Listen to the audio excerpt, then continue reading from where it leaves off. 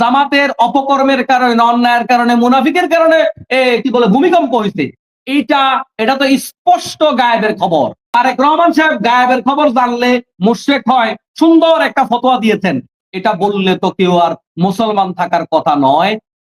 আপনার ফতোয়া অনুপাতে এটা করলে তো মুসলমান থাকার কথা নয়।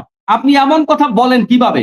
জান্নাতের লোভ দেখাচ্ছেন আপনি। আমার সময় মানে পার হয়ে যাবে, এর জন্য আমি লম্বা করতেছি না।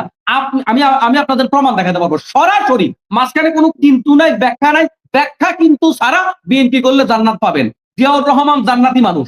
এখন তারেক জিয়া সাহেব যে বলেছেন যে গায়েবের খবর কে জানে?